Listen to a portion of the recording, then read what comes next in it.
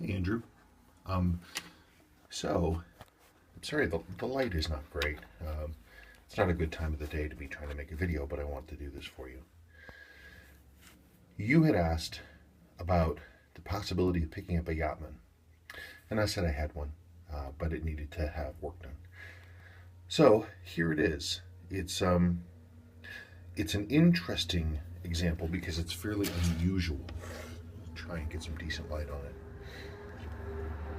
It's unusual because it's a really early one. It's proof marked. It's from 1970, May 1970. It's early, and it has what is called the two-part sweep. And you'd asked about that. See how this has this little silver button right here?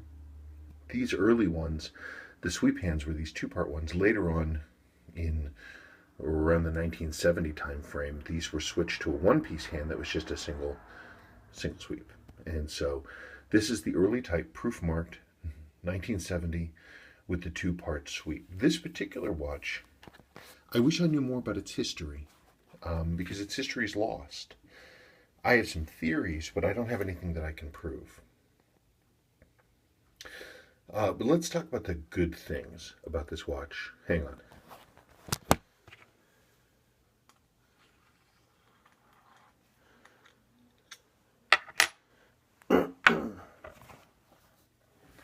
This watch has an early, what I call a red text movement. So I don't know that you can see it. See the Seiko here? It's red. See the printing on the, it wants to spin on me here. The printing on the balance cock and the printing on the winding bridge is in red. And it says 21 joules. It's a 21 joule movement versus the export 17 joule movement. So this is the JDM style 6138A 21 joule movement with the red text.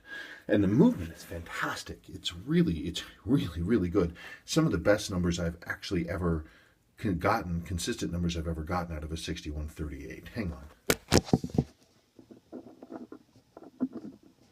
Stop it.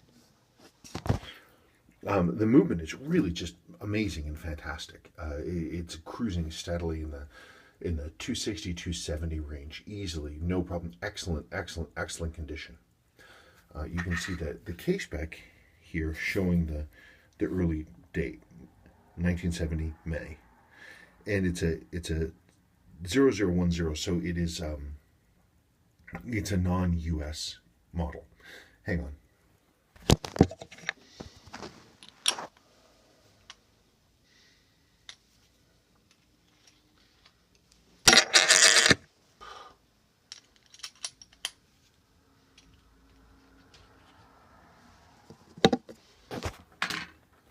So this watch, I have some theories about the history of this watch. It came to me, and the crystal had been shattered out of it. It has some wear on the dial. It has a little dent right about here, and some little marks here and there. But overall, the watch was in, mechanically, as I said, it was in excellent condition. Amazing, excellent condition. And it has its original handset. So it's got the two-part sweep. It has the short handset, which is what these early Yachtmans had. Later on, when they moved to the one-piece sweep, when they moved out of the 1970, early 1971 time frame, they went to a longer handset. So, but the glass had been smashed out of it, and the dial got a little bit of damage on it, and the loom was damaged. So, and there was a chip on this hand. So what I did is I had to restore this hand. I reloomed the hands. I cleaned and reloomed the dial.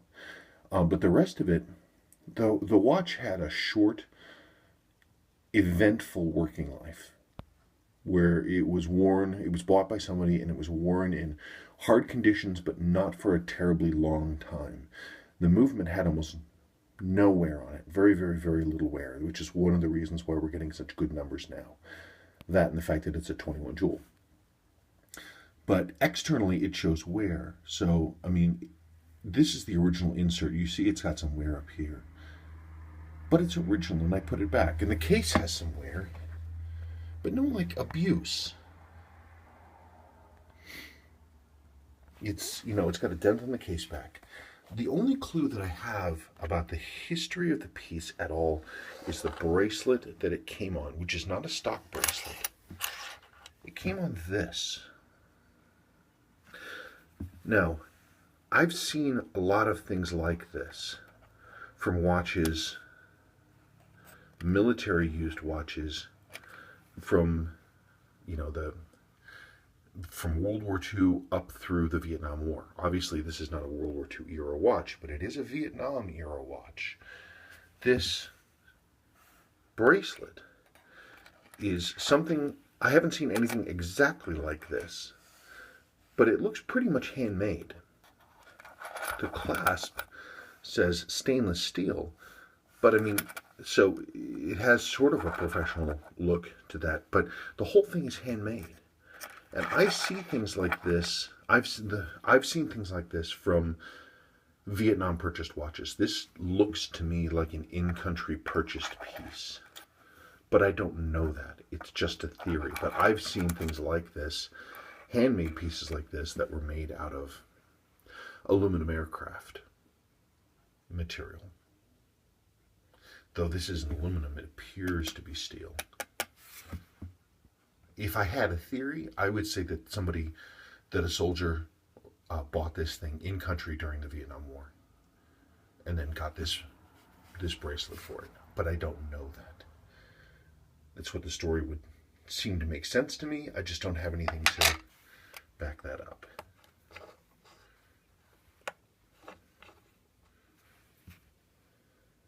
So, I mean,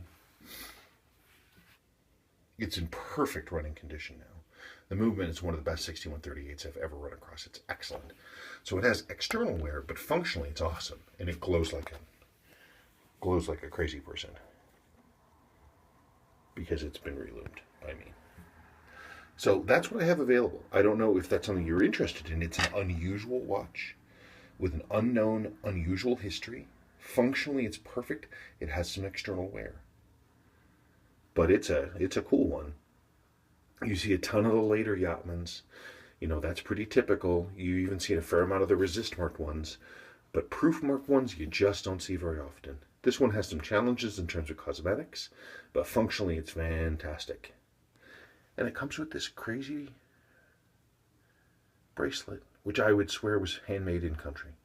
That is what my spidey sense is telling me. Anyway, let me know if this is something that you would be interested in looking at. Okay, bye-bye.